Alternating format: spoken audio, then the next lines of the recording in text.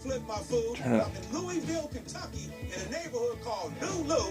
They got an amazing young chef who can really cook at Wiltshire. Let's get in the kitchen and let's get cooking. Today on Flip My Food, join host Chef Jeff on a visit to Louisville's exciting new restaurant district called New Lou. Learn how to make amazing meals like tender Chilean sea bass and spicy steak tacos. I'm here in the kitchen at Wiltshire on Market Street here with the super talented Chef Jonathan. How you doing, Chef? I'm doing all right. Yourself? My goodness, man, you got an amazing place, man. A garden in the backyard, smoker. You're in the New Lou district. Talk a little bit about this area. It's up and coming, I hear. Yeah, New Lou is kind of a name for New Louisville. A really high concentration of really great restaurants, really great chefs, as well as awesome like little shops. So you can walk around, you can eat to your heart's content, and you can, maybe spend a little money at some great local businesses, so buying some great local products. Wow, talk about having it going on and got the restaurant scene locked down here in the New Lou. What are you making for everybody at home today? The first dish we're going to be doing is a risotto that's featuring all great local products. Well, let's start cooking. Okay. Tell me what you need me to do. I'm playing sous chef. We're going to melt this butter, and then we need a little bit of chopped green garlic. Okay. And a little bit of ramp right there, again from local farms. The green garlic from Holden, family farms. The ramps come from Fox Hollow Farms. Talk a little bit about risotto for folks at home who may not know what risotto is. A risotto is a really cool starch. It's rice, of course, that as you cook it low and slow and you keep adding liquid, every time you add liquid, it pulls out this really super sexy, velvety starchiness into your dish. Okay. It kind of provides its own cream. This green garlic, it's not too spicy. It's got a nice fresh spring scent to it. Kind of has some properties of onion as well, still being nice and young. So here we have the ramps here. Talk about the ramps. They're very seasonal. There's only a month or so? About, 2 to 3 weeks depending. And weather in Kentucky can be finicky. So these things, if it hits wrong, they can only last a week. So what we got next? Now we're going to do a little toasting on this risotto rice. Okay, we use arborio or carnaroli. Both have their kind of benefits, but what you want to do is add a little bit of this and just kind of start toasting it off. Okay. You're toasting the shell of the risotto, kind of adding more nuttiness, depth, and complexity to the dish. Okay. The next step is you want to start kind of layering your flavors. Gotcha. So I need some julienne shiitake. Gotcha. We want that fat that's in the bottom to kind of start absorbing the flavors, so that way it can penetrate deeper before we start adding our liquid. Gotcha. And then we're going to follow it with a little bit of the double smoked country ham, which will bring kind of a southern twang to it. There's so much smoke in there. So this is double smoke because, of course, when you're making the country ham, they smoke it once, nice and gently, but then I take it and I smoke it again on local hickory. So that's why you call it double smoked country ham. Yep. Boy, these fine chefs, let me tell you, they'll get you. Can I put a little extra in for Yes, me? you can. Okay, I'm just going to put just a little bit more. I want this big piece for later. All right, here we go. Okay, chef, so now what are you going to put? Is this... This is just white wine. This is one of the wines we use in the restaurant. You can use...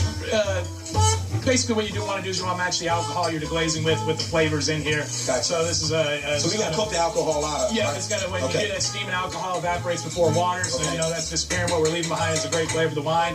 And there's kind of a rule of thumb that you don't want to use any wine you wouldn't drink. I made a well for you right there, chef. Oh, yeah. Woo! Woo! So now this is the mushroom stock. Now, how did you make that? So all of the ends that we cleaned off these shiitake mushrooms and these kind of like ends down here on these wonderful oysters. Well, these guys are a little chewy. You don't necessarily want to eat them, but it doesn't mean they don't have another life. Yes. So we put them in a little water, like I said, with mirepoix, which is, onion, carrot, celery, a little bay leaf, and I like really heavy peppercorn on mine, and also some thyme and garlic. And like I said, you bring that to a simmer for about 45 minutes. You don't want to overcook a vegetable, so you start bringing the bitters out. Okay. And then we just strain that, and as you can see, we have a nice, beautifully clear, but yet a nice brown tint to it. All right. You don't want too much cloudiness in your stocks. Okay. Oh, yeah. Now, what's the cooking process, the length of time for risotto? Risotto, if you take it nice and slow like you should take anywhere from 30 to 40 minutes depending on the amount. Of course, the more you're putting in a pie, if you're cooking for a larger family, it's going to take a little bit more time. We got some nice handmade plateware here. Wow. We're going to hit it with some Kenny's Asiago. So this is a great local cheese maker. It makes a fabulous Asiago. All right, chef, let's finish it up. What else next? So now, of course, we want a little more of this ham, just so you know it's in there. That way you don't think we're getting cheap with you. And then those great ramps I had you cut for me. And that kind of brings everything together. Woo. Hi, Susan. How are you? Pleased to meet you. Thanks so much for being here. I'm inviting her in her own kitchen here. Ready to taste? Yeah, that's my favorite part. Yes, I'm telling you, it's the funnest part of flip my food. That's Go ahead, right. let's have it. Can be an occupational hazard around here. Delicious. I mean, the ham front and center is really, really nice. I love that Asiago cheese. You know, it's so great that we have purveyors like that. We don't have to go to France or Italy to get great cheeses. The standout for me is the mushrooms. And I think the stock really brought that earthiness out of those mushrooms there. Absolutely. But the double smoked ham is hands down, baby. Jonathan, you did the doggone thing, man. Thank you. The super talented Chef Jonathan got something special for us here today. What you got cooking, Chef? Today I got one of my favorites, which is tacos. So first of all, let's start with the base, which is our tortillas. And most tortillas you see, it says masa and add water. Yes. We're not just going to use water in here. Any place that you can add a substituted flavor, that we try to do that, just gives it depth and complexity. So we have something which we call tortilla love. It's a Latin kind of inspired stock. It has dried chilies, cumin, coriander, garlic, onion, annatto. All right, so what we got next, Chef? Talk to me. All right, so another component of this taco is going to be our beef, which we get from Marksberry Farms. Okay. And this one is one that people at home might not necessarily be able to find. It's called Terrace Major, also known as a shoulder tender. It's a part of the sirloin. If you can't get this, you know, a top sirloin or a hanger steak or even some New York strip might work with this. And we've got an unmarinated piece, and we've got pieces that we've marinated in a ramp rub. So I basically pureed the ramp bottoms and greens with some Aleppo-style chili flake, some olive oil, a little bit of lime juice, plenty of salt, a little cumin, coriander, kind of tying into those flavors that we're going to find in the tortillas as well. Let's go ahead and get this meat here cooking off, Chef. Let me crank a little heat for you. Yep. Beautiful. And what we're going to do is we're going to get the one with the rub going. Okay.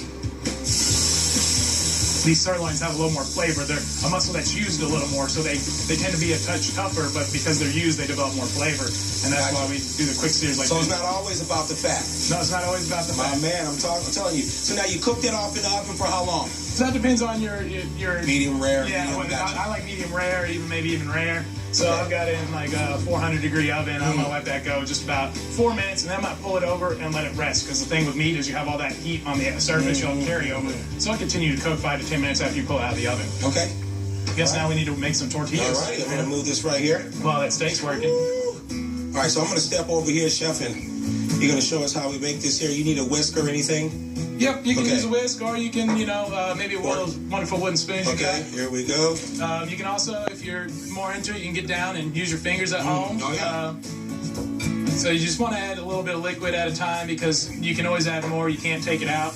And masa you can get at your local markets as well, too. Yep, local markets should be in the international section, or some of the nice Latin groceries that tend to dot communities.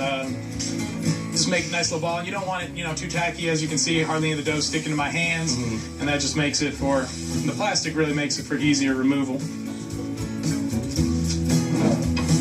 And you don't need too much for it. You're not trying to turn it into nothing. Wow. Then you got a nice fresh tortilla, and then we're gonna grab our oil and put a little bit. You can do this on a flat cast iron at home. Just a little bit of oil. You don't want to saturate it. You're not trying to deep fry it. I want to slice into that meat. Think we're ready? I think so. If you like, medium rare, like my wife, she likes a little more medium well. What you can do is go ahead and slice your bit off, and then, keep slicing, maybe toss hers back in the pan with all the juices and give it a little saute, bring it up a little further. So what you do now is you can just kind of assemble it. Put it all in there. I guess a little bit smaller, and then. So this is Stonecross Farm in Cloverdale, Double Gloucester. This one was made in 2013, so it's been aging in a downstairs cellar, a cave, for since 2013. We're in 2015. You're looking at close to 2 years. We're gonna do, I think, a little pickled celery on here. Okay. So we got that, and then we're gonna do a little house-made barbecue aioli. Okay. Wow. That's fancy for a kicked up mayonnaise, let me tell you. Yep. Woo! Ready? Yes. All right, my hands are. Oh boy.